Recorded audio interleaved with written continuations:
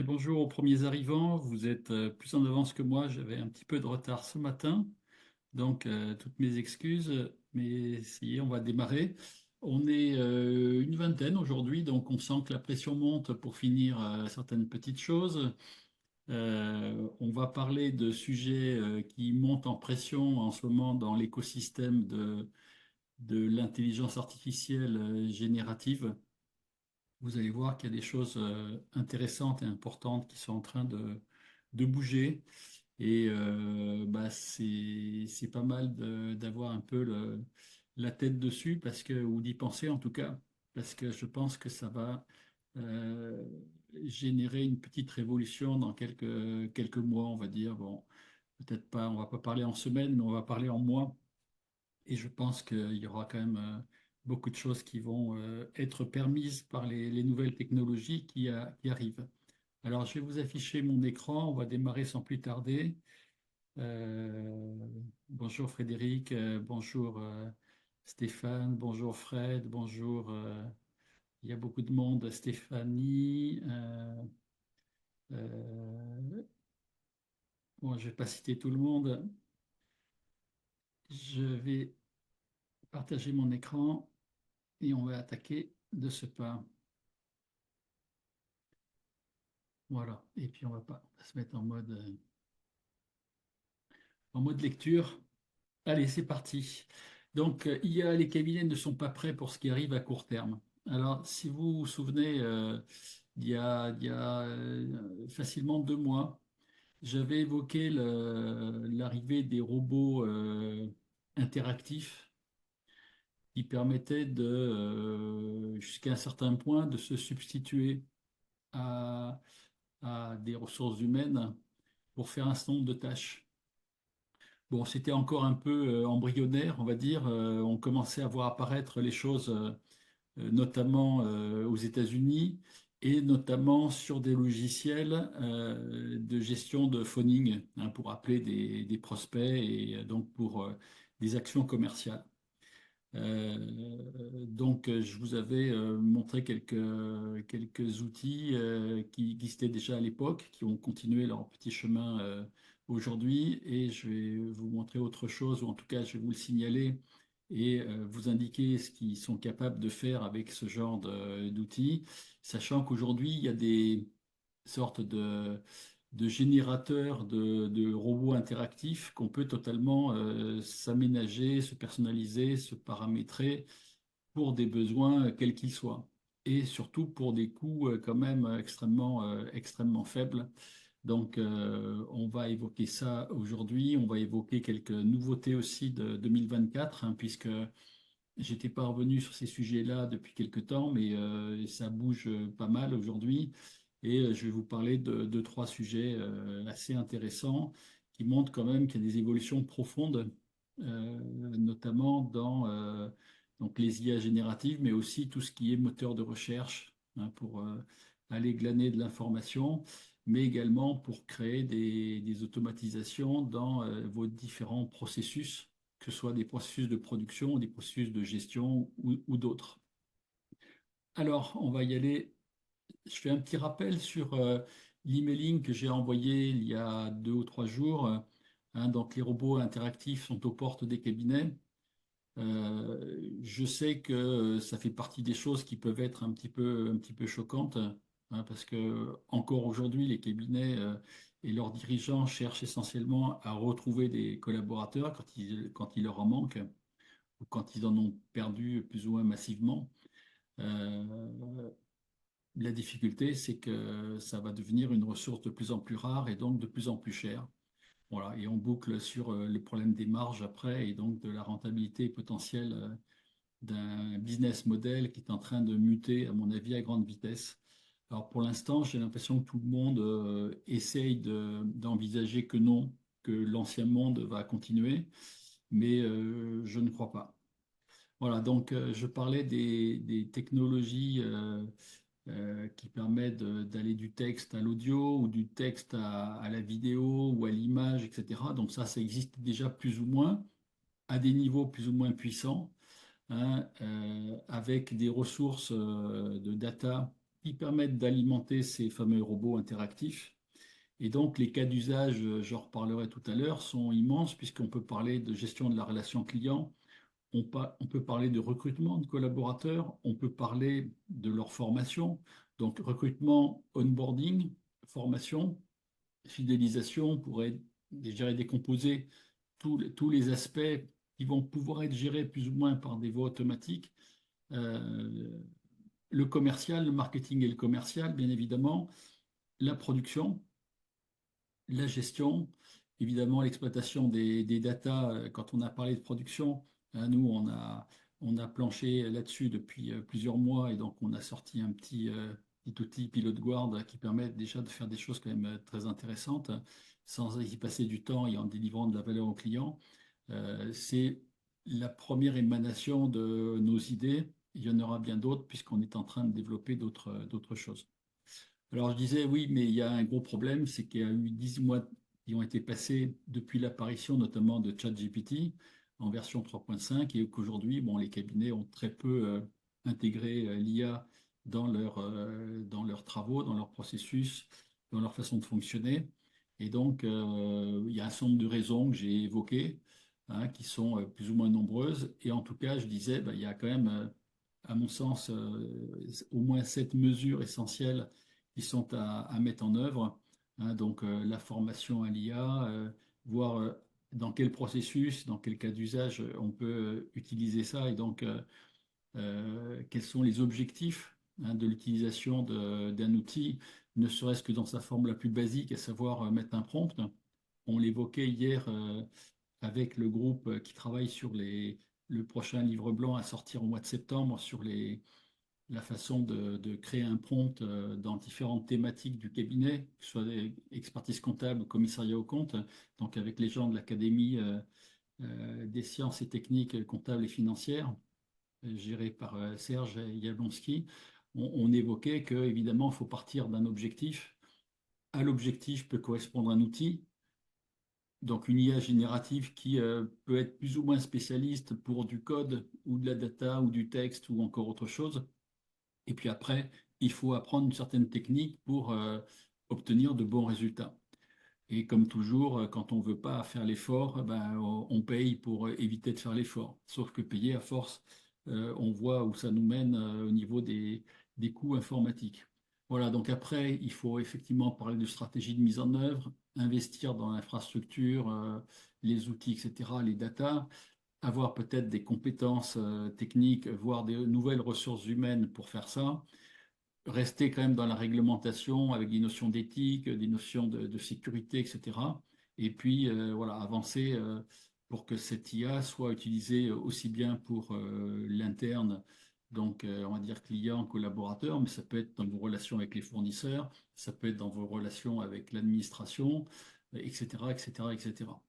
Voilà, donc tout ça, c'était un petit peu le prérequis de cette session aujourd'hui. Donc, 19 avril, webinaire numéro 21.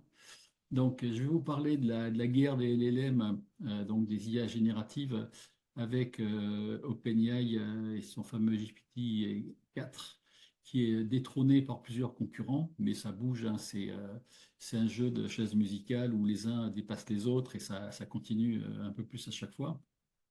Je vais vous parler de la mutation fort probable de Google vers un modèle payant. Alors ça, c'est quand même à la fois surprenant parce qu'on a été habitué depuis Google s'est créé en 97 ou 98, donc on va dire il y a 25 ans à peu près, un peu plus de 25 ans peut-être. Ça a toujours été gratuit et Google s'est rémunéré avec de la publicité. On va voir pourquoi et comment Google risque d'évoluer. Il semble que ce soit déjà en marche aux États-Unis et donc forcément, on va sûrement hériter de l'histoire.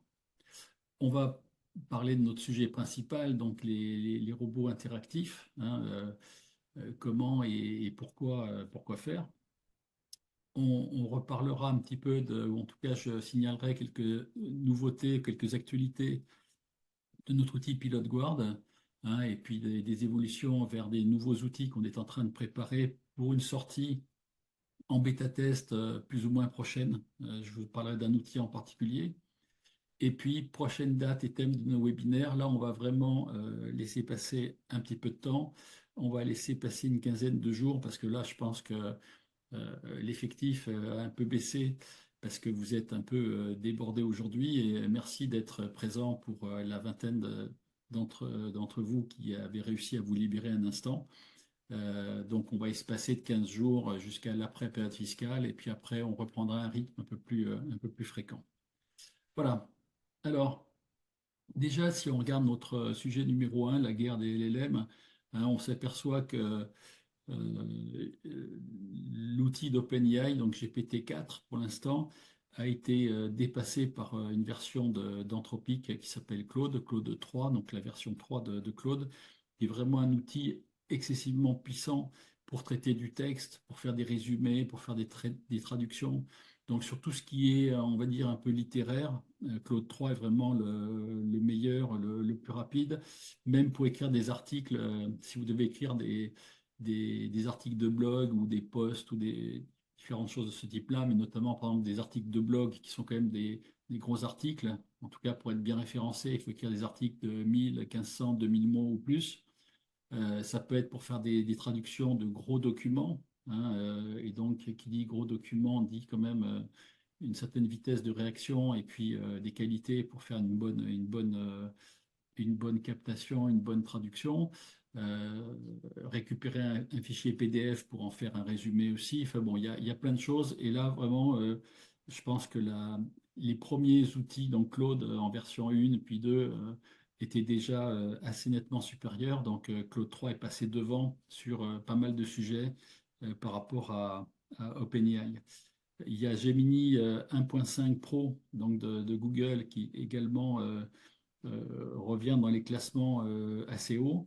Hein, l'ancien nom, c'était Bard, bon, qui a disparu, c'est Gemini Pro maintenant.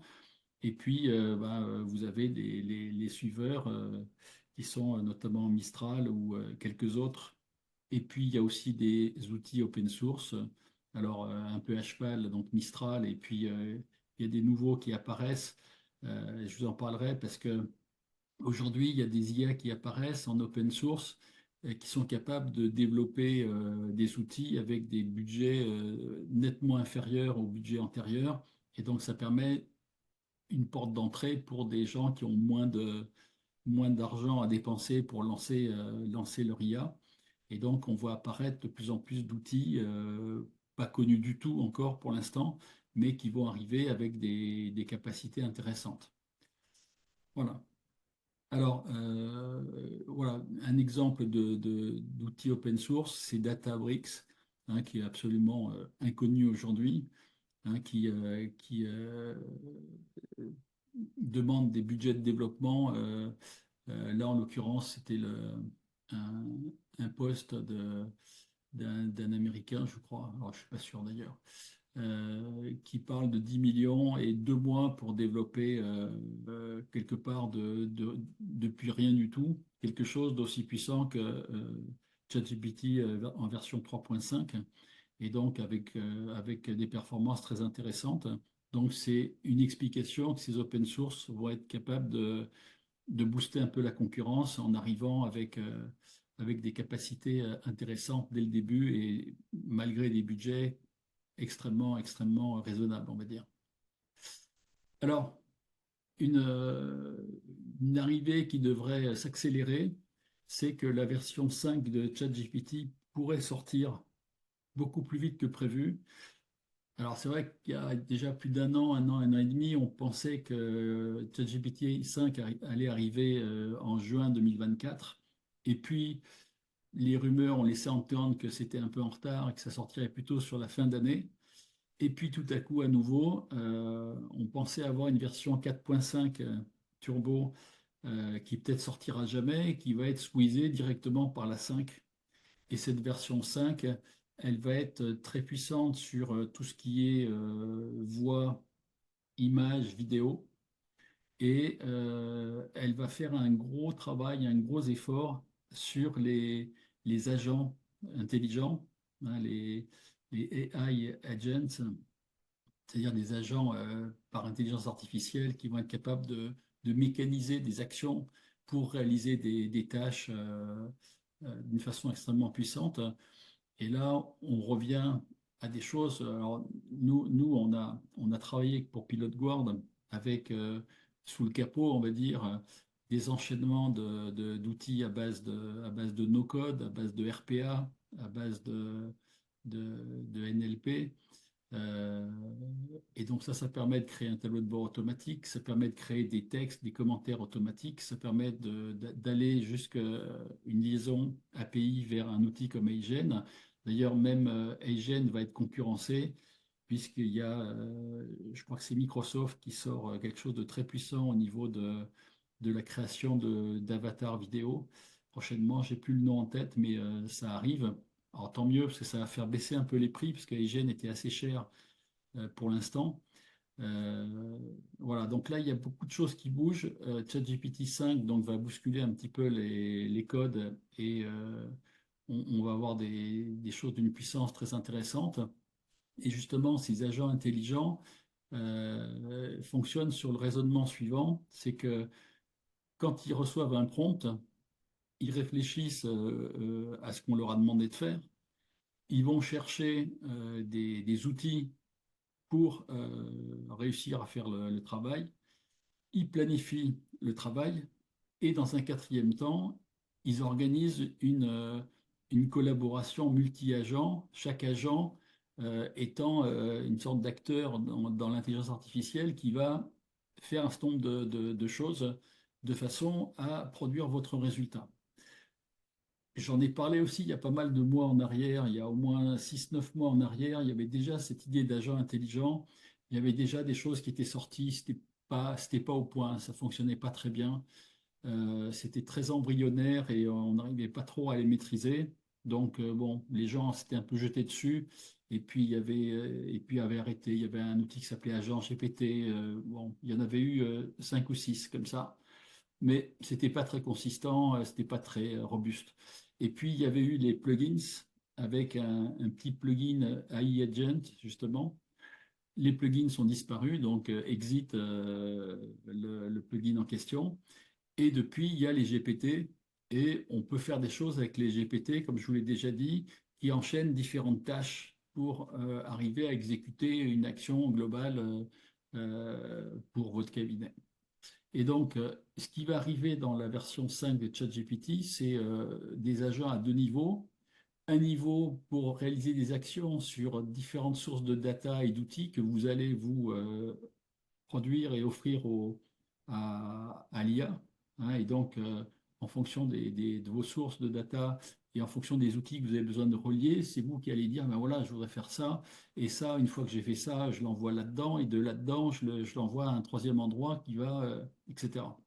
Donc ça, c'est un premier type d'agent spécialisé. Et le deuxième type d'agent spécialisé, c'est un agent qui va être capable d'exploiter les datas du web et donc qui va être plus performant aussi que ce qu'on a aujourd'hui, parce qu'aujourd'hui, parfois, c'est pas toujours merveilleux. Des fois, il faut prévoir le fait de demander explicitement, par exemple, à ChatGPT, de s'adresser via Bing, par exemple, au web pour aller chercher des sources de données sur différentes bases externes, mais quelquefois il ne le fait pas, ou il dit qu'il ne peut pas le faire, ou enfin bon, c'est pas toujours idéal. Et puis souvent, il travaille sur des datas qui sont un peu justement datées.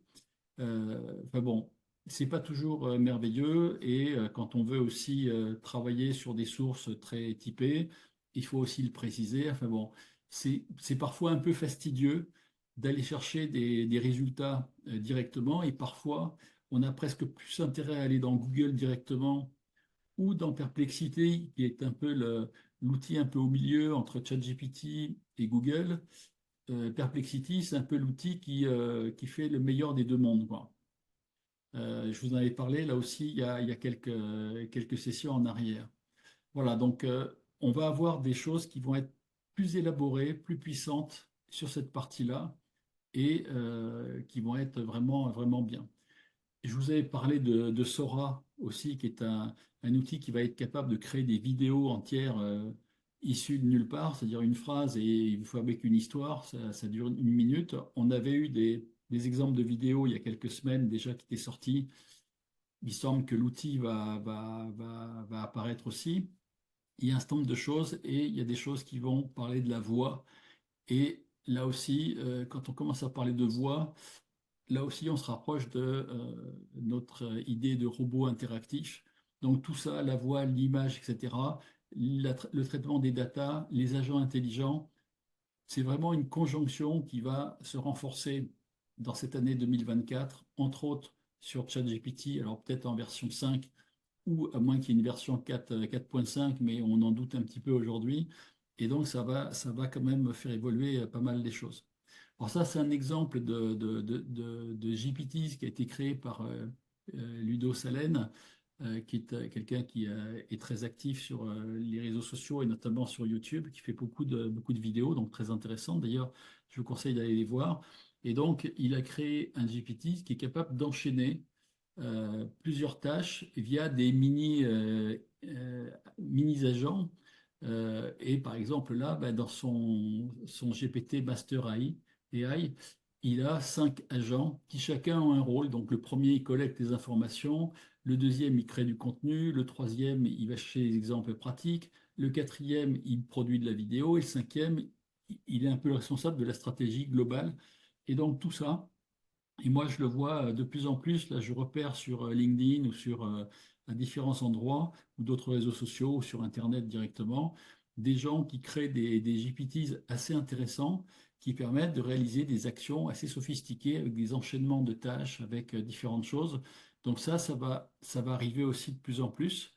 Et je pense à la sortie de la période fiscale, va y avoir une offre. Je vais essayer dans la formation Experia, je vais essayer de rassembler un certain nombre de choses, aussi bien de prompts que de GPTs, qui vont être capables de vous aider à faire des choses très, très concrètes dans votre métier, dans votre fonction de dirigeant de cabinet. Et je pense que ça pourra vous intéresser pour rentrer avec des cas d'usage très concrets à montrer à vos cadres, à montrer à vos collaborateurs et peut-être à montrer à vos clients d'ailleurs, soit dit en passant. Alors, quand on analyse ce qui est dit sur le site web d'OpenAI, sur cette version 5, puisqu'ils font des dépôts de noms de marques, donc ils ont déposé la 3, la 4, la 5, etc.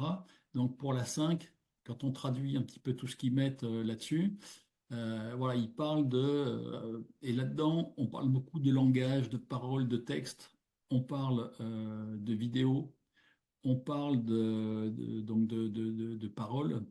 Il y a beaucoup de choses qui tournent autour des mêmes choses, d'audio, etc.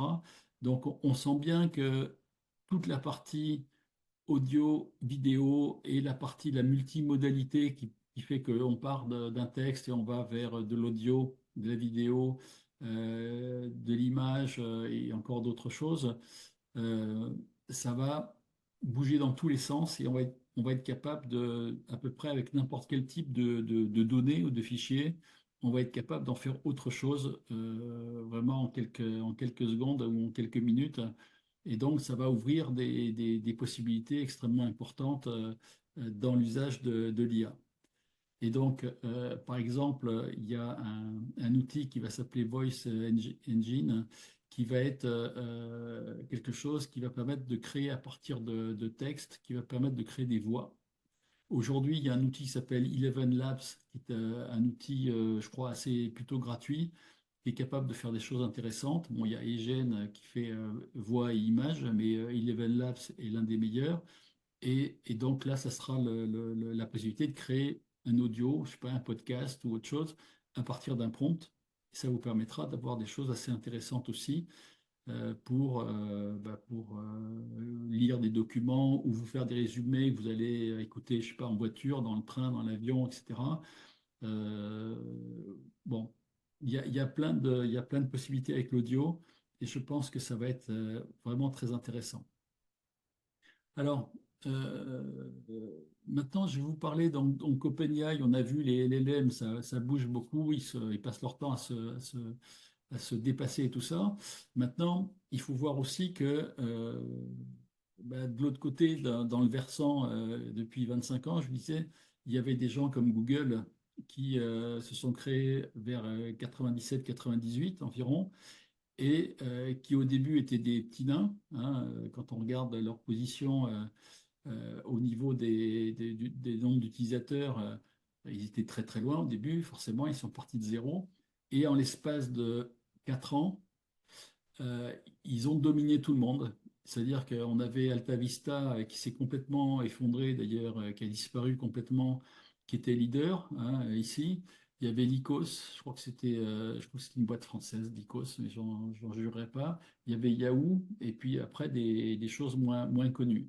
Alta Vista est tombé d'un coup pratiquement. Yahoo a résisté un certain temps. Il y avait MSN, donc le moteur de Microsoft, qui s'appelait comme ça à l'époque.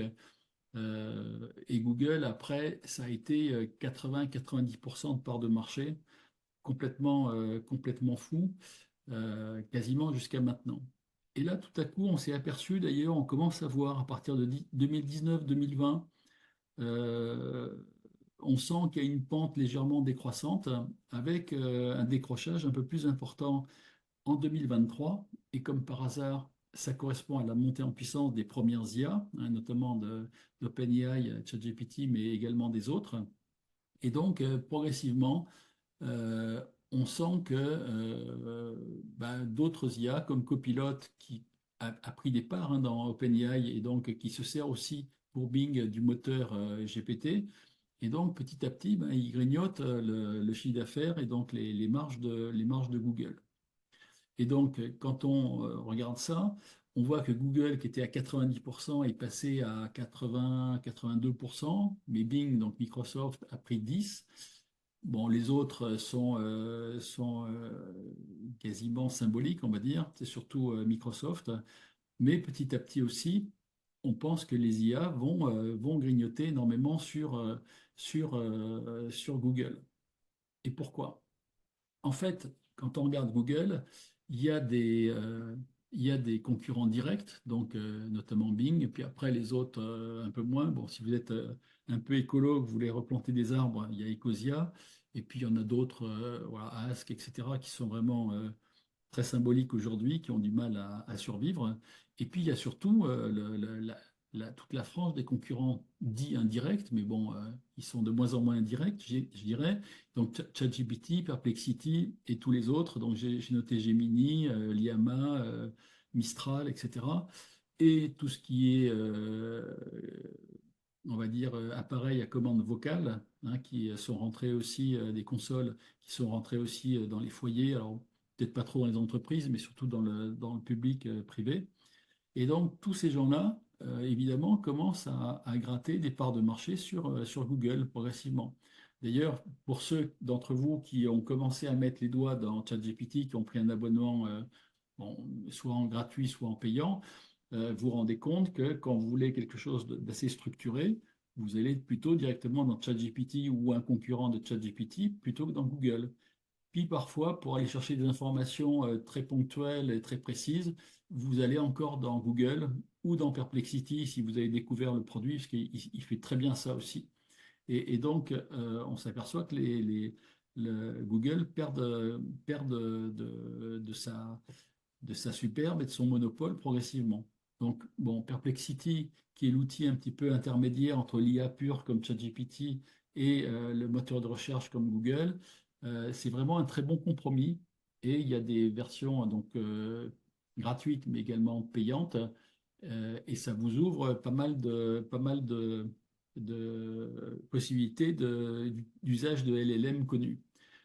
Rappelez-vous aussi qu'il y a des plateformes comme BlueGPT, je vous en ai déjà parlé, qui permettent aussi d'aller chercher ce genre de type d'outils un peu hybrides. Euh, je crois qu'il y a il y a une nouvelle IA qui s'appelle You.com, qui est un peu un concurrent de Perplexity, qui est pas mal aussi, qui est pas mal aussi. Euh, voilà, donc c'est un petit peu tous ces gens-là qui progressivement laminent un peu Google. Et pourquoi aussi ça se passe comme ça, c'est que quand vous avez fréquenté un peu l'IA sous ses différentes formes, vous apercevez que vous allez quand même beaucoup moins dans Google. Et donc, il y a des raisons aussi, parce que, un, je pense que l'expérience utilisateur, comme on dit, l'UX de Google devient médiocre en comparaison avec ce qu'on obtient de l'autre côté, parce que déjà, on est un peu fatigué d'avoir les résultats publicitaires qui sont forcément dans les premiers affichages de Google. Ensuite, dans les gens qui sont référencés en dessous, ben, on a souvent des sites qui ont beaucoup de publicité, beaucoup de pop-up qui s'ouvrent, beaucoup de choses qui vous dérangent dans la lecture. Et puis, donc les bandeaux publicitaires, à la fin, on en a un peu ras-le-bol. Et on se rend compte aussi que même quand on va sur des contenus qui ne sont pas des contenus publicitaires, on a de plus en plus de sites qui écrivent des dizaines ou des centaines ou au plus d'articles qui sont, je dirais, boostés aux stéroïdes IA, et donc sans trop de relecture, sans trop d'ajouts, sans trop de supervision. Et donc, on se retrouve avec Google le premier, avec des contenus dont la qualité est en train de tomber progressivement sur Internet. Voilà. Donc, à un moment donné, quand on va chercher des trucs comme ça, qu'on tombe sur des sites, soit publicitaires, soit des sites qui ont été boostés aux stéroïdes, anabolisantes, comme on dirait dans le sport, mais plutôt à base d'IA, là, en l'occurrence, bah, ça devient plus très intéressant au niveau de la recherche et ça tombe vraiment au niveau de l'intérêt. Et donc ça, je pense qu'à un moment donné, c'est ce qui va amener Google à partir dans une option payante. Alors il y aura probablement encore l'option gratuite et l'option payante. Et comme à chaque fois, l'option gratuite sera de moins en moins intéressante, de moins en moins qualitative. Et soit vous abandonnerez totalement Google, soit vous partirez dans l'option Google payante. Et voilà ce qui va se passer très prochainement, également en France. Donc là, c'est un article aux États-Unis, au 4 avril, hein, c'est pas très vieux, il y a 15 jours, mais, ou anglais, je ne sais plus. Mais en tout cas, on va arriver vers ce phénomène-là où la recherche d'informations va muter totalement et la méthode Google avec les sites publicitaires payants au début et le reste après, ça risque d'être battu en brèche. Et c'est justement là où Perplexity a pris un temps d'avance, c'est qu'ils ont marié la capacité de l'IA avec une recherche à la Google, mais en plus qualitative et en plus intéressante. Voilà. Donc, voilà, c'est vraiment une évolution qui est en train d'arriver et qui risque d'être importante pour les années qui viennent. Alors, on va attaquer maintenant notre sujet de robots interactifs, hein.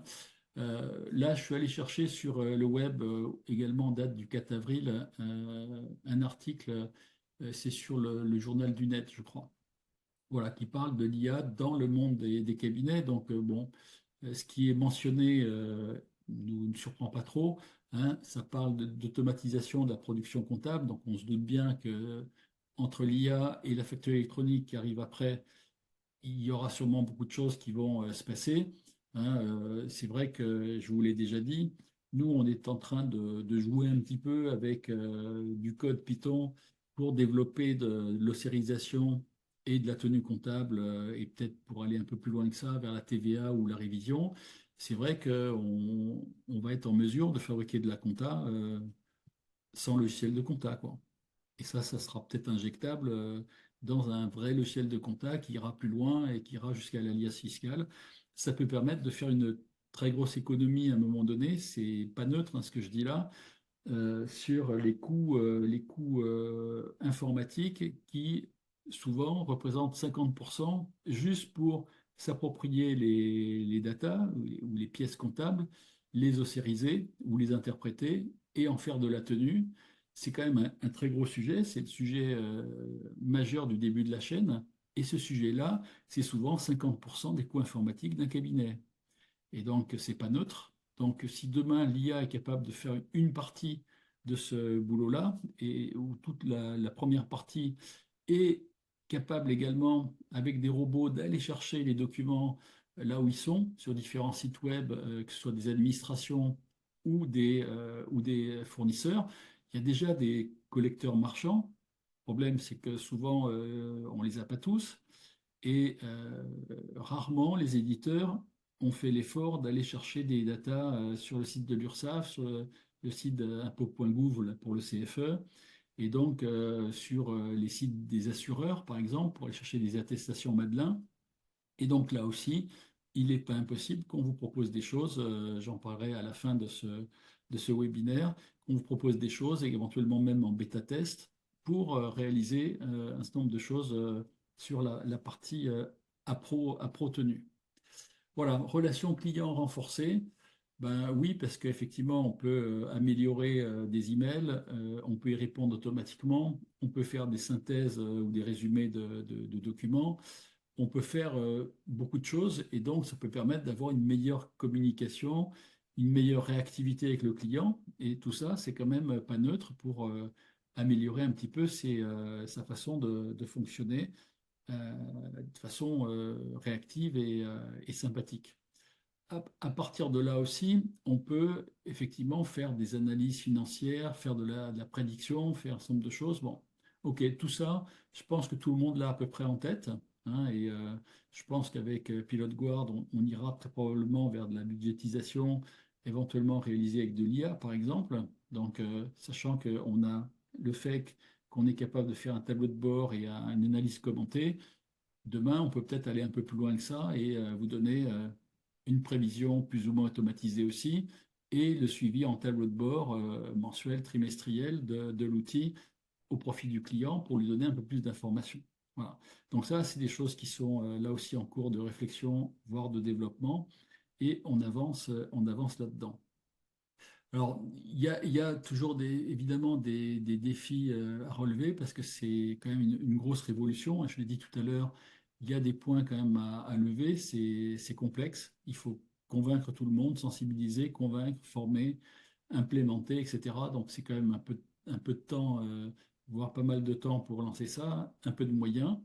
Mais je mets quand même, parce que c'est pas mentionné dans l'article, hein, je dis que le traitement de la voix et de l'image, voire de la vidéo, c'est quand même important. Et que les fameux robots interactifs vont s'alimenter de ça. Et donc, 2024, hein, je l'avais annoncé, tout tendait à prouver que les éditeurs de LLM allaient s'intéresser de plus en plus à ces aspects interactifs, voix, images, vidéo, etc. Et on va y arriver.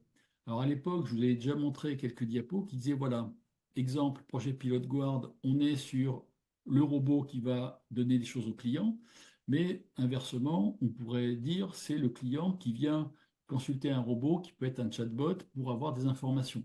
Bon. En tout cas, nous, ça va de nous, donc du cabinet avec un FEC, vers le client et on délivre de la valeur et on le fait sans y passer du temps. La deuxième sorte de robot, c'était justement l'histoire du robot interactif. Et j'avais dit, ben, le robot va être capable de discuter avec le client de façon interactive, de faire une conversation. Alors quand j'avais sorti ça, c'était une époque où on était au tout début de l'histoire. Là, ça commence à se renforcer, je vous en parlais. Mais il est clair qu'on va arriver à quelque chose de très performant, de très satisfaisant quand on aura passé un peu les barrières mentales en se disant non, non, moi je veux, je parle à des clients qui sont des êtres humains, je veux aussi que ce soit des êtres humains chez moi, mais encore faut-il les avoir. Et si on les a plus, ou pas assez, ben, il faudra trouver des compensations. Voilà. Donc j'avais mentionné ces deux sites-là, r.ai et blend.ai, qui sont deux outils de phoning hein, qui permettent de générer des conversations avec des prospects de façon totalement interactive. Et donc, ce sont des robots qui sont nourris avec de la data et qui sont capables de faire une conversation. Et là, plus récemment, est apparu un très très beau produit qui s'appelle Vapi, vapi.ai. Et cet outil-là permet de développer votre propre robot. Et là, ça change tout parce que bah, c'est pas, encore une fois, un outil sorti de nulle part, fait par un éditeur qui risque d'être très cher et tout ça, parce que ça va consommer du token, hein, forcément. Dès qu'on va parler d'audio, de vidéo, etc., ça peut être assez lourd, le truc.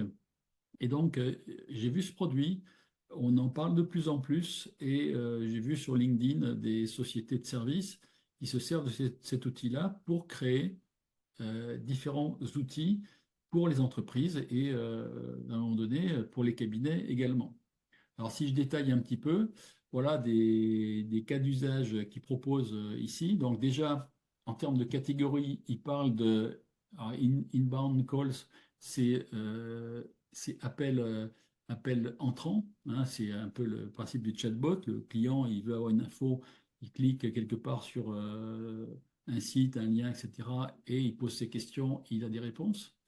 Mais ça peut être aussi de l'outbound calls, donc de l'appel sortant, où là, c'est vous qui allez aller taper le prospect ou le client ou le candidat, collaborateur, et qui allait être en mesure de mener une conversation. Et ça, encore une fois, par des voies automatiques. Il parle de production de voix, hein, bon, donc ça, on va être capable d'avoir une panoplie de voix éventuellement. Ça peut être la voix accueillante d'une jolie dame en mode Air France ou SNCF qui fait un très joli accueil auprès des fameux prospects, clients ou candidats collaborateurs. Bon, il y a plein de choses comme ça.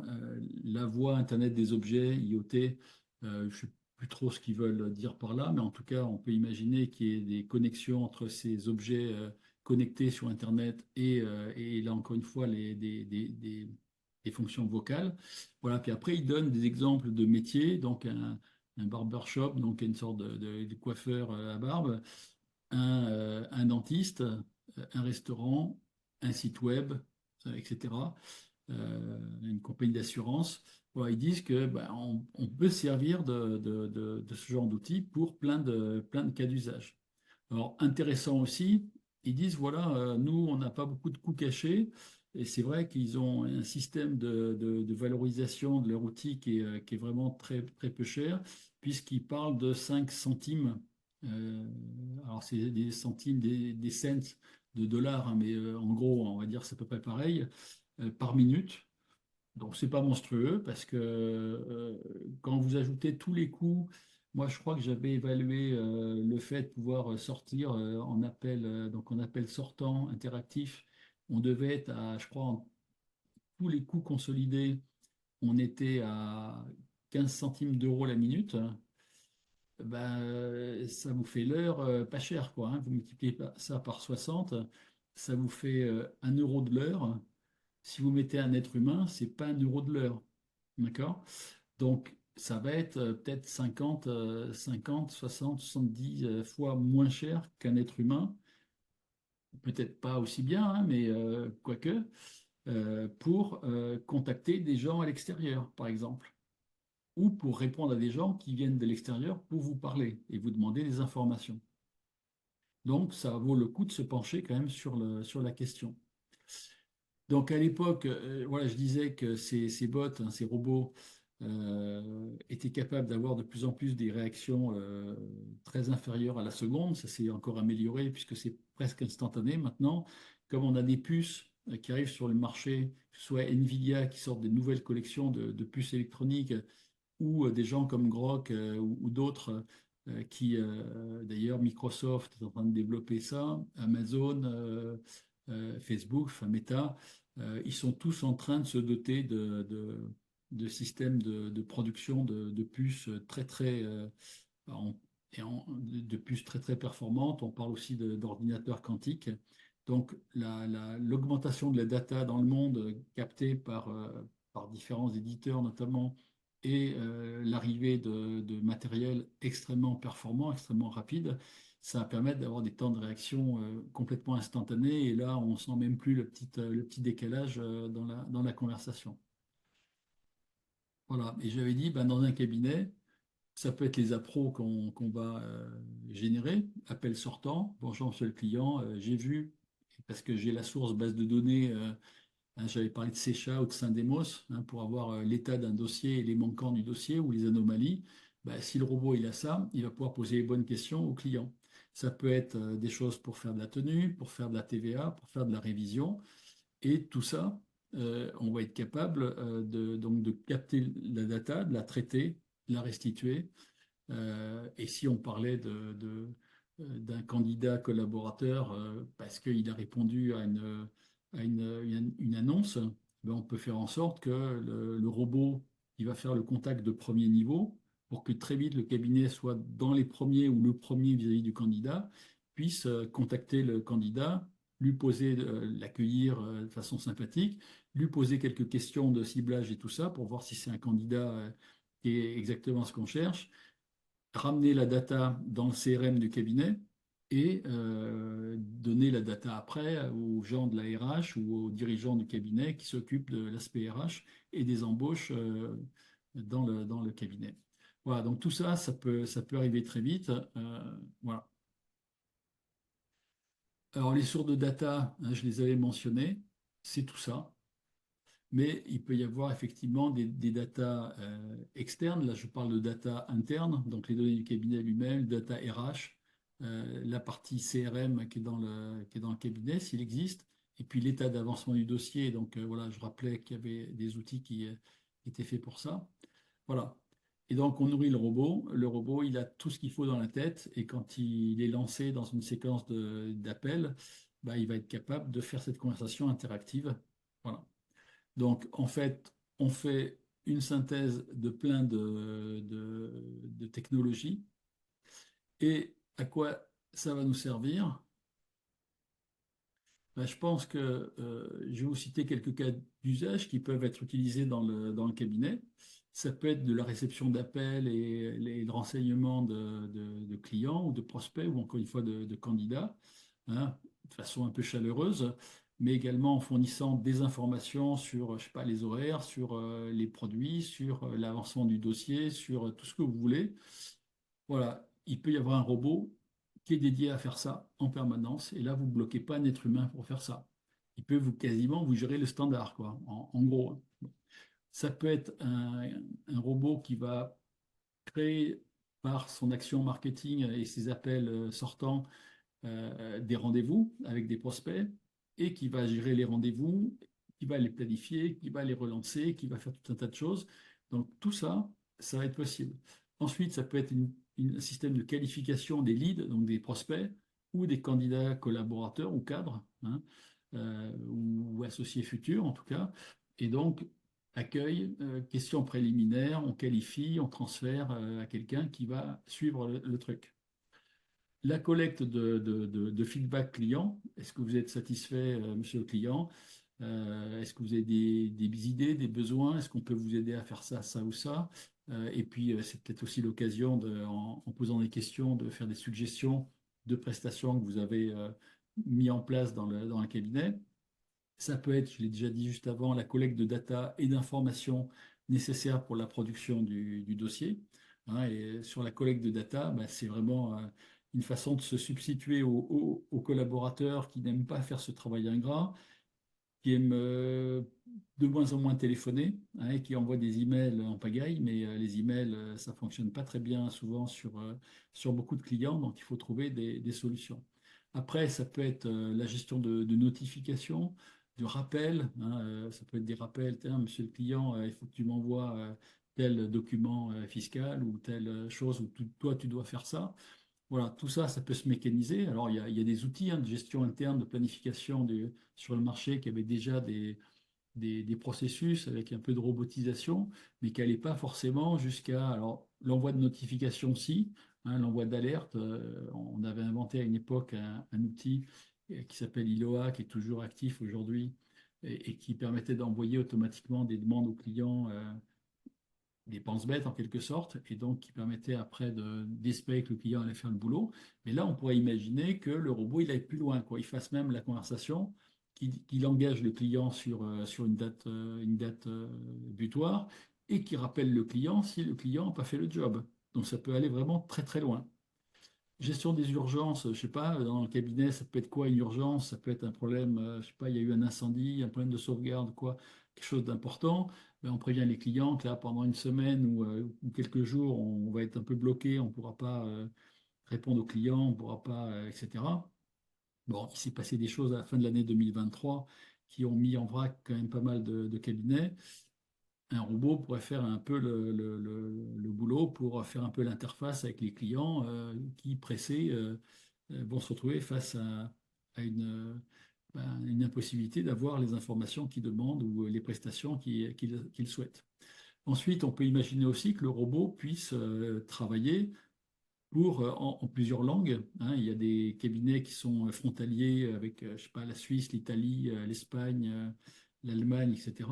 Ça peut être intéressant que ces cabinets-là puissent avoir des robots qui sont capables de gérer facilement, d'être multilingues, même pas bilingues, mais multilingues, sans limitation. Hein, d'ailleurs, nous, on voit avec Aigen, on peut très bien donner un texte à un avatar, et l'avatar, il peut le dire en français, en espagnol, en allemand, en chinois, ce que vous voulez. Donc, ça peut aussi permettre de faire éventuellement, d'aller taper, si vous avez des capacités sur des missions qui peuvent intéresser des sociétés étrangères qui veulent venir s'installer en France, vous pouvez cibler, je sais pas quoi, des boîtes allemandes, russes, ukrainiennes, américaines, qui vous voulez, pour travailler avec vous. Voilà. Donc ça aussi, ça peut être intéressant. Voilà, bon, il y a plein de choses possibles, hein. Là, c'est juste l'imagination, la limite, hein. Et donc, l'avantage, c'est que ce genre d'agent il est disponible 24 heures sur 24, 7 jours sur 7. Évidemment, les clients, on peut penser qu'ils ne vont pas appeler la nuit ou quoi, mais on ne sait jamais. Et puis, ils peuvent avoir besoin d'avoir une information un samedi ou un dimanche, parce qu'ils font leur gestion, leur facturation ou d'autres choses le week-end ou le soir tard, et que donc le cabinet étant fermé, ben, ils peuvent quand même se procurer l'information et avoir des réponses quand même assez abouties. Voilà. C'est vrai que c'est puissant. C'est vrai que pour l'instant, ça fait un peu peur, où on se dit, oh là, ça va être compliqué, c'est la technologie, on va rien comprendre. En réalité, je pense qu'on est à l'aube de pouvoir aller taper dans ce genre d'outils et d'avoir quand même des expériences assez intéressantes avec ce genre de choses. Voilà pour cette partie-là. Je voudrais bien avoir éventuellement vos réactions, vos remarques ou autres sur ces sujets de robots. Est-ce qu'il y a des choses que je n'aurais pas du tout mentionnées dans mes exemples, mes cas d'usage, là, de l'usage d'un robot, qui pourraient être intéressantes à votre sens et qu'on pourrait garder en note pour éventuellement les traiter le moment venu? Est-ce que ça vous suggère des cas? Alors, le robot qui fait le café, ce sera peut-être un robot physique, hein, qui va aller marcher jusqu'à la machine et vous ramener le café, ou qui va faire même le café parce que tout est intégré dans le robot. Bon, je vous vois avec l'œil un peu humoristique. Euh, le robot ménager, ça existe déjà, donc vous le lancez, il vous fait la poussière en se baladant tout seul dans les bureaux, ça c'est possible aussi. Mais des robots sur des aspects métiers ou des choses comme ça, est-ce que vous voyez des choses qui pourraient être intéressantes et que j'ai pas du tout, auxquelles j'ai pas du tout pensé? Dites-moi si vous avez des idées à me suggérer, je suis preneur. Parce que là, je vous dis, on est en train de réfléchir à produire quelque chose aussi dans notre gamme et dans nos packs Xperia. Et au-delà de choses qui sont des robots pour aller capter des datas, notamment, qui vont être les premiers robots qu'on va essayer de vous proposer, ou des robots capables de faire un bout des appros et de la tenue. C'est un deuxième cas. Est-ce que vous voyez d'autres cas qui pourraient être intéressants pour vous? Allez, dites-moi ça. On a une vingtaine de personnes qui sont là encore, donc j'espère qu'à 20, vous allez bien me sortir une dizaine d'idées. Allez, je vous laisse 2 minutes, là, ça me laisse le temps de boire un petit peu mon café qui est froid. C'est à vous. Qu'est-ce que vous voyez comme robot qui serait intéressant, qui pourrait vous rendre service, vous faire gagner du temps, vous faire gagner des capacités?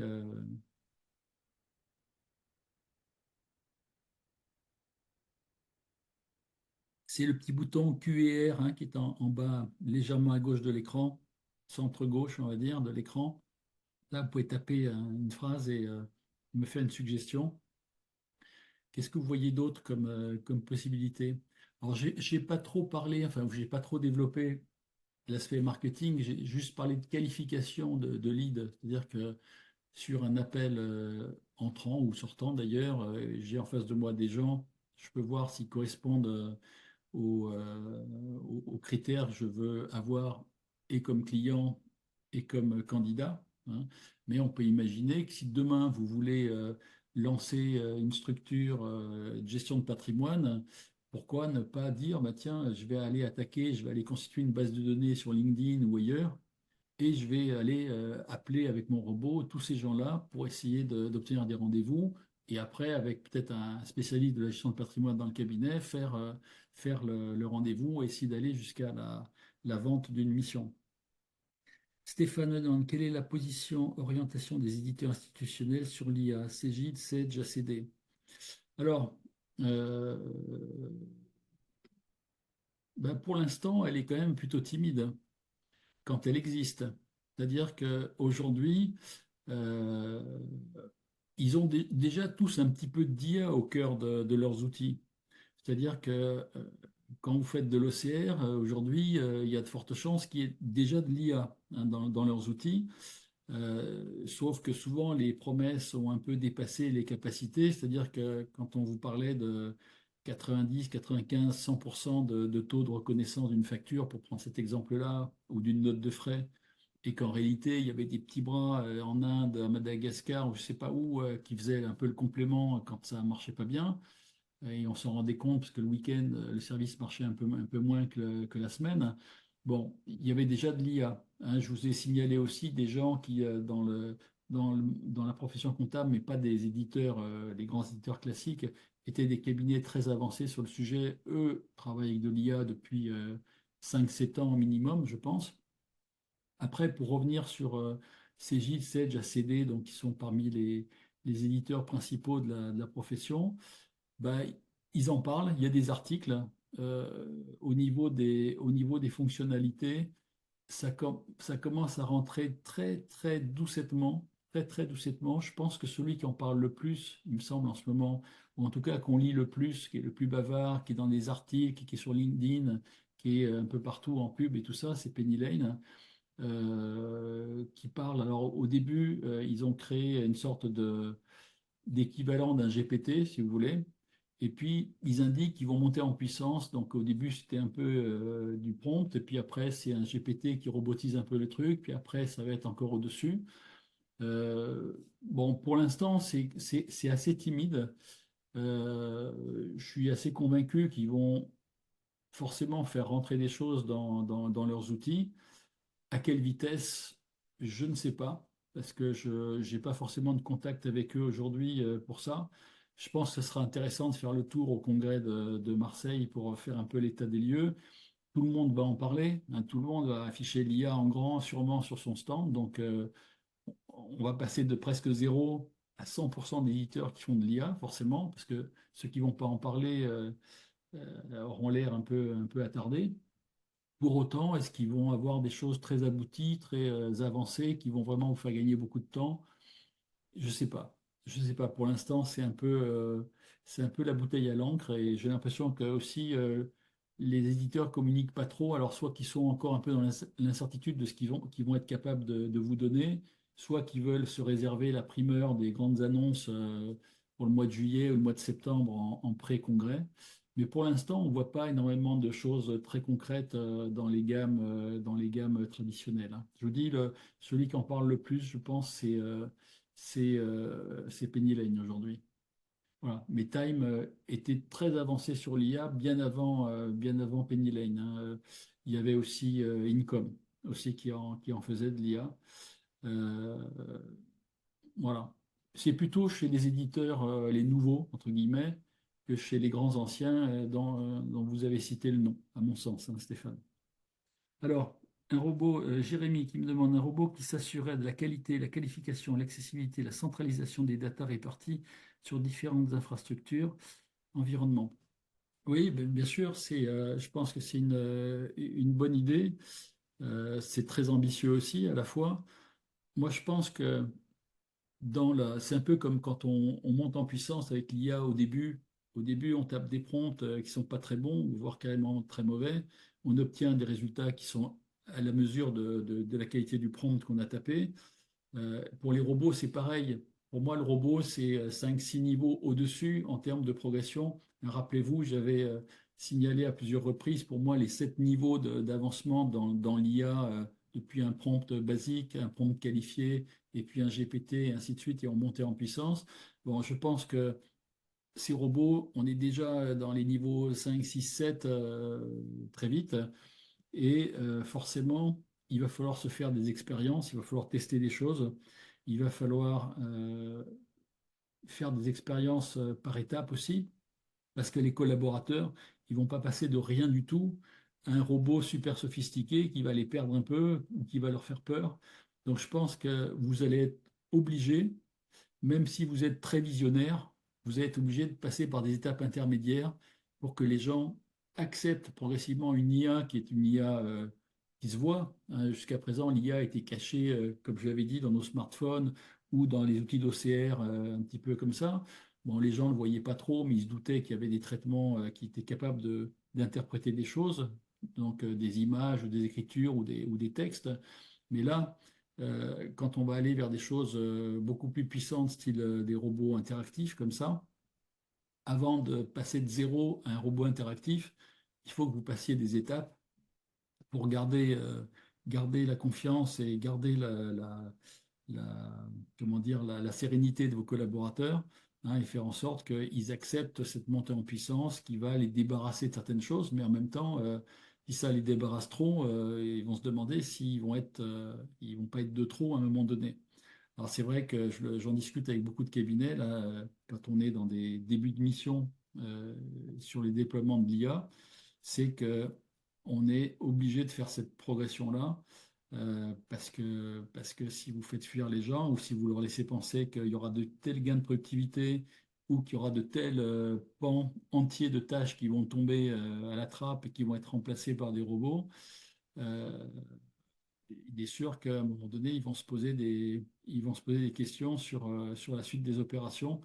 Et de toute façon, il va falloir quand même faire prendre conscience aux collaborateurs qui font de la tenue ou même de la révision qu'à un moment donné, ils vont être obligés de monter en puissance, sinon ils vont se périmer tout seuls, quoi. Donc ça, c'est pour moi incontournable. Alors après, Max me parle de formation des collaborateurs du cabinet, valeur ajoutée du robot par rapport au formateur humain. Alors oui, et ça existe déjà. Et il y a déjà des choses qui existent, notamment avec des formations qui peuvent aussi être des formations un peu ludiques, hein, qui sont assez intéressantes et qui sont surtout adaptées à chaque collaborateur, à chaque niveau de collaborateur. C'est-à-dire, ce sont des robots qui vont être capables de mémoriser la qualité des réponses, de scorer je dirais le formé, hein, mais ça pourrait être aussi de scorer le candidat. On pourrait tester aussi le candidat avec une IA. Bon, aujourd'hui, je pense qu'on n'oserait pas parce qu'on en manque tellement qu'on est prêt à prendre le premier qui vient, même s'il n'est pas très bon. Mais demain, bon, l'information va typiquement être gérable par des robots interactifs en mode ludique, hein, qui vont être capables de faire monter les gens en puissance progressivement en connaissant parfaitement le niveau des candidats, leurs réponses, vers quoi il faut les renforcer, etc. Et donc, typiquement, oui, les robots sur la formation vont à coup sûr exister.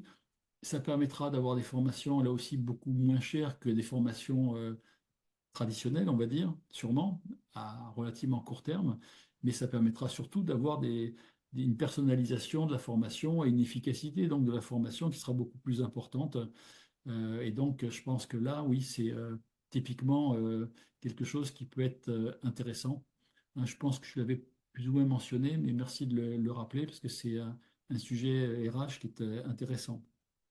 Après, on a Corinne qui nous demande un robot permettant de répondre aux collaborateurs, connecté à une base documentaire et législative pour répondre aux questions clients et générer des rapports pour rendre nos réponses plus facturables, plus facilement facturables. Oui, bien sûr. Ben, de toute façon, le robot, je l'ai dit, si vous le branchez à des bases documentaires, donc qui peuvent être des bases externes ou des bases internes, mais bon, peut-être que si c'est de la législation fiscale, sociale, juridique ou autre, vous allez brancher à des bases de référence, alors, qui se feront payer, hein, évidemment. Au passage, il y aura des petits tokens, enfin, ce qu'on appelle des tokens en IA. Il y aura sûrement des coûts de location pour accéder et consommer la base de données. Mais oui, clairement, je pense que on pourra effectivement soit apporter des réponses comme ça sur un bot spécialisé, soit même aller plus loin que le bot qui renvoie un petit peu comme ça à des questions simples, des réponses elles aussi relativement simples. Mais après, si on va chercher dans des bases documentaires assez techniques sur différents métiers du cabinet, on peut imaginer que le robot soit après capable de préparer une réponse plus ou moins développée, on va dire, avec supervision humaine par-dessus, pour vendre une prestation au client du cabinet. Et donc forcément une prestation qui sera facturable en plus, un peu à la demande, avec un maximum d'efficacité et d'automatisation. C'est-à-dire que si le travail il est fait à 80-90% par le robot qui vous a ramené toute la base d'informations fiable, hein, parce que c'est dans votre métier, on ne peut pas faire de l'à peu près, il faut que ça soit fiable, et en droit, par exemple, on ne peut pas faire de l'à peu près. Donc là, il faudra qu'il y ait des sources sérieuses.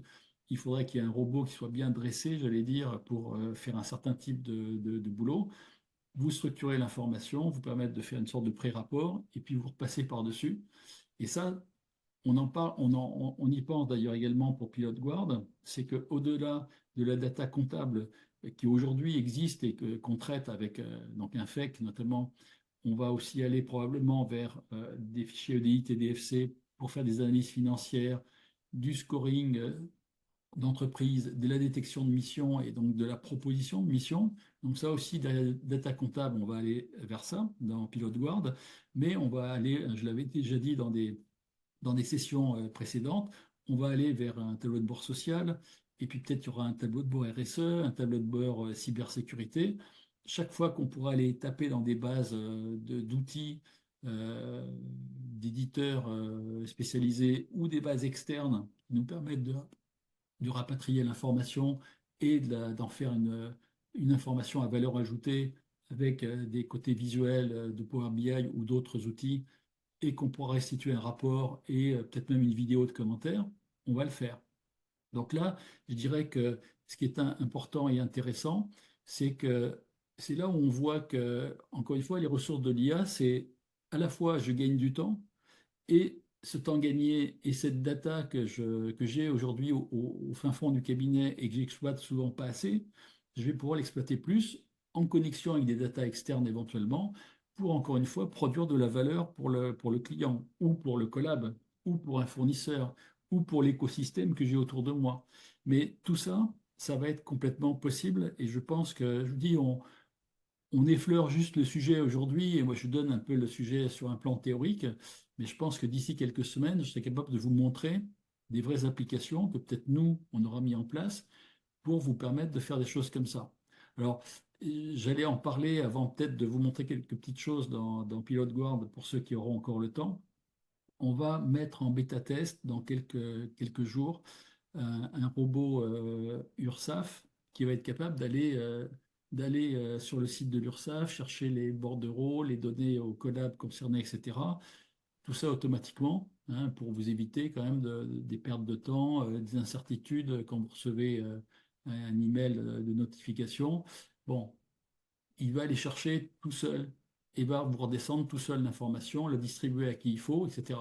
Bon, ça pourra être valable pour le CFE, là, je sais plus, au mois d'octobre. Ça pourrait être valable pour les attestations Matelin au mois de, je sais pas quoi, en période fiscale pour compléter votre dossier. Voilà, ça, c'est des petits robots en mode appro. Mais après, ça peut être des robots qui vont discuter avec les gens, qui vont faire des tas de choses. Donc, je vous dis, tout ce qui se fait aujourd'hui par des êtres humains, quelque part, hein, il y a une partie de ce travail-là qu'on va savoir mécaniser au profit d'une meilleure valorisation de tout ce que vous avez à donner aux clients. Et ça, je pense que c'est important de le proposer dans le futur. Donc, effectivement, oui, oui, on va aller probablement vers ça. Euh, Max, oui, merci Max de votre présence. Euh, le diaporama, oui, sera circularisé, mais vous allez recevoir ça, ça va être automatisé aussi. Les éditions Francis Lefebvre lancent un outil génial pour faciliter les recherches documentaires dans leur base. Oui, bah écoutez, je pense que voilà, que ce soit les éditeurs d'outils informatiques ou les éditeurs de bases de données, justement, techniques, documentaires, etc., bah, je pense que tout le monde va s'y mettre, hein, forcément. Donc, dès lors qu'on détient une source de data intéressante et exploitable, derrière, il y a forcément quelque chose à faire avec l'IA. Donc, je pense que là, on peut imaginer qu'il y a beaucoup de choses intéressantes qui vont naître dans les semaines ou les mois qui viennent. Et donc, probablement qui vont apparaître en partie au congrès de Marseille.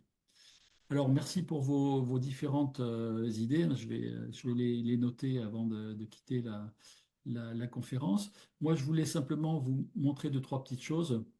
Sur notre outil Pilot Guard, on a créé des petites vidéos d'explication, voire de formation, mais vraiment très légères qui vous permettent de rentrer dans l'outil, d'une part. Donc, il y a une vidéo générique sur Pilot Guard, une vidéo qui montre l'installation du cabinet dans l'outil, puis après des signataires, des modèles et des clients avec les livrables que vous voulez pour eux. Vous leur parlez en mode vous ou tu. Vous avez une ou plusieurs années de FEC, vous voulez le tableau de bord, le rapport et la vidéo, ou certains de ces trois livrables. Tout ça, c'est complètement pilotable au moment de l'installation et après de la gestion client par client. Il y a une vidéo qui parle des livrables clients, donc tableau de bord, rapport commenté automatiquement et vidéo également automatique avec un avatar, qui peut être votre avatar, votre personnage. Une vidéo qui détaille le tableau de bord et le rapport en mode éditable. Ça veut dire que les deux peuvent être livrés au client en mode PDF. D'ailleurs, c'est plus souvent comme ça qu'ils sont livrés au client, hein, là encore dans le processus automatique. Mais le tableau de bord, on peut rentrer dans l'outil, et notamment si vous avez un abonnement pro à Power BI de Microsoft, vous pouvez rentrer dans l'outil pour faire des modifications. Et si le client de l'autre côté de vous a aussi la version pro, alors, la version pro, je crois que ça coûte 12 euros par mois, donc 12 euros. Je pense qu'il n'y a personne qui ne peut pas se payer un service à 12 euros par mois. En tout cas, s'il est motivé par ce tableau de bord, ça permet de faire de la personnalisation du tableau de bord, voilà, d'aller plus loin que ce qu'on a produit. Nous, on a sorti vraiment des indicateurs comptables et financiers clés pour qu'il y ait tout de suite, je dirais, un panorama de l'année client, etc., dans l'outil. Et on va sortir des versions périodiques pour que vous puissiez sortir un tableau de bord, un rapport mensuel ou trimestriel ou semestriel aux clients qui le demanderont. Voilà, donc ce mode éditable pour Power BI, il est possible, mais je vous dis, il faut quand même à la fois connaître l'outil Power BI, mais aussi et surtout avoir un abonnement spécifique, et éventuellement des deux côtés, donc côté cabinet et côté client. Pour ce qui est du rapport commenté, là, il n'y a besoin de rien. Quand vous appelez le mode éditable, c'est-à-dire le petit bouton avec un crayon que vous avez en face de rapport d'analyse, vous ouvrez un PowerPoint en mode SAS, vous pouvez modifier du texte et quand vous ressortez, environ une minute après, le rapport équivalent en PDF est mis à jour avec toutes vos modifications. Donc, si vous avez ajouté du texte, enlevé du texte, modifié du texte, même enlevé une page, etc., ça va vous permettre d'avoir le PDF parfaitement à jour en ligne sans rien faire. Il n'y a même pas besoin de faire fichier enregistré. Vous ressortez, vous faites vos modifs, vous ressortez. Une minute après, le PDF est parfaitement à jour. Donc là, on veut vraiment que vous ne perdiez pas de temps, hein. Si vous voulez bonifier un peu les commentaires qui sont donnés, vous ne perdez pas de temps. Il faut savoir qu'on a fait un travail très important ces derniers jours et je pense que c'est désormais disponible. Je vais le vérifier, mais je pense que oui.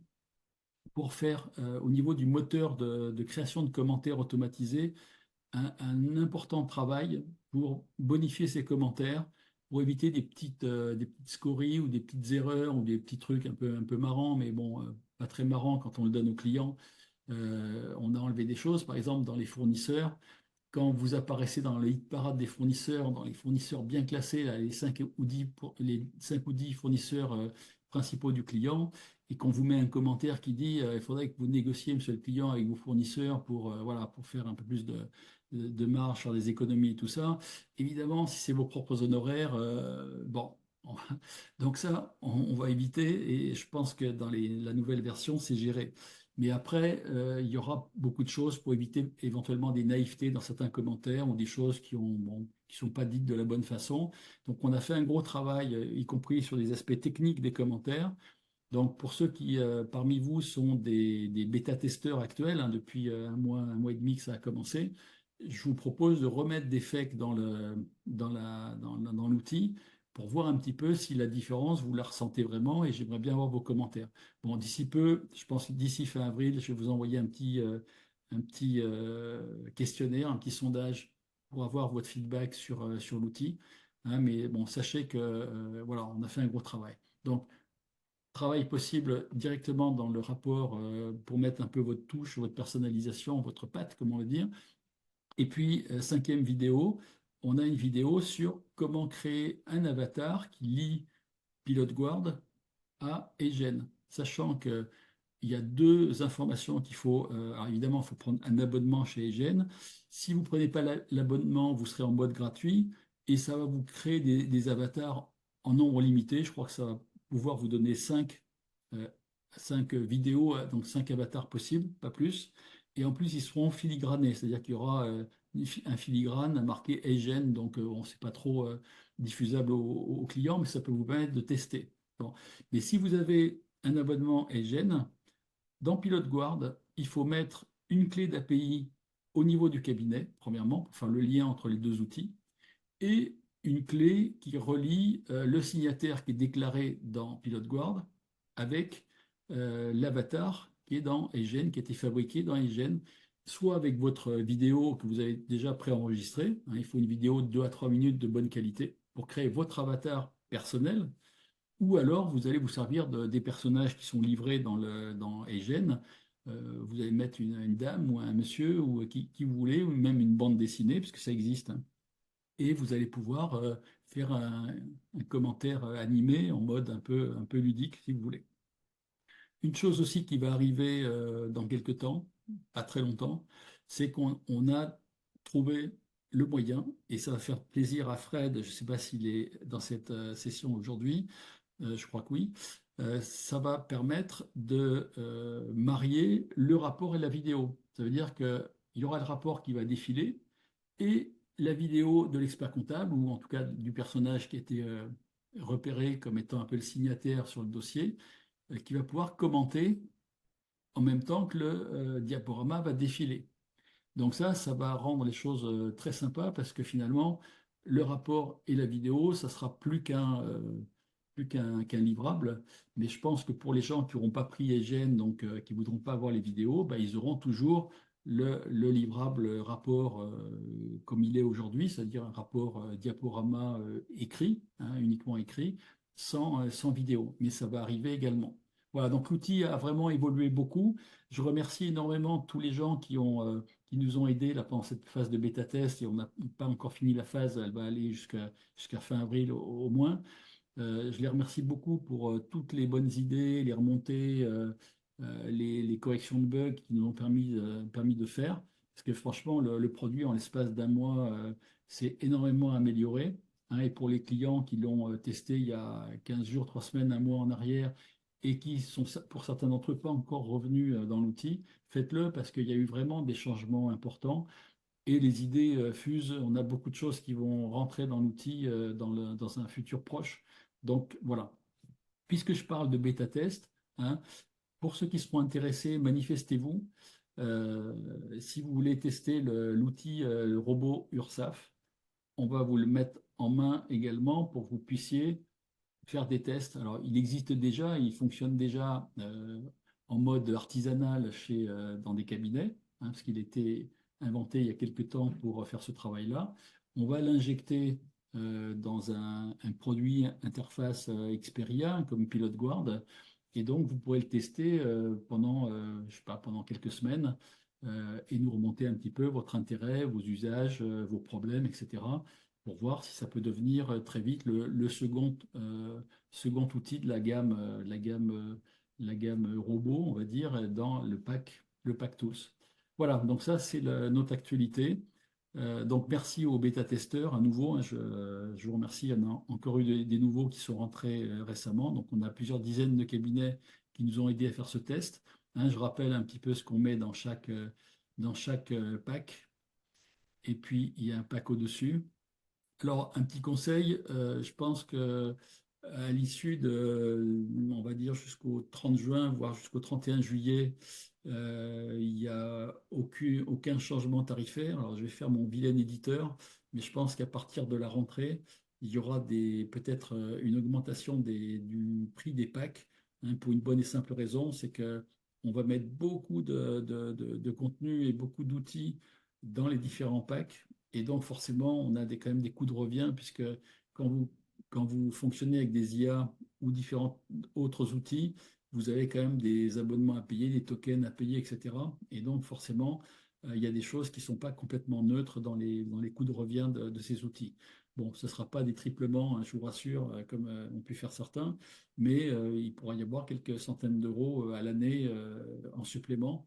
Donc, si vous devez vous engager parce que vous êtes séduit par ces différents projets mais qui commencent à vraiment prendre corps maintenant, bah, allez-y maintenant parce que ça sera sûrement moins cher maintenant que dans 3 ou 4 mois.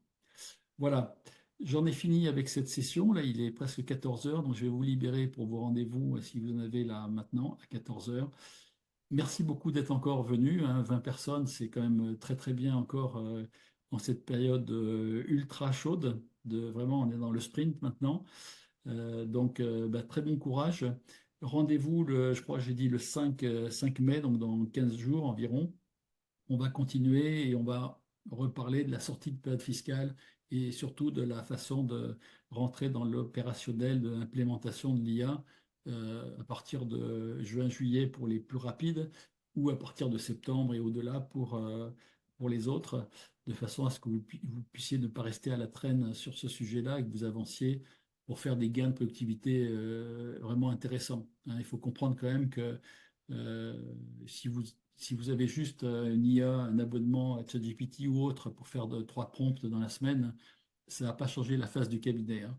Si par contre vous voulez vraiment faire une mutation importante du cabinet et prévoir l'arrivée de la facture électronique et donc la fin de la tenue et tout ça, il faut vraiment vous y mettre maintenant parce qu'il faut faire changer. Alors les robots, ils sont faciles à faire changer, ils sont faciles à mettre en place. Ce qui est difficile à faire changer, c'est les collabs d'un côté et les clients de l'autre. Et donc là, avoir 3 ans pour faire ça, c'est franchement pas de trop parce qu'il y a vraiment un très très gros travail à mettre en œuvre. Et donc je vous conseille fortement de vous y prendre dès maintenant, de ne pas attendre la mi-2027 en se disant, oula, c'est dans un mois ou dans 2 mois, là, le truc.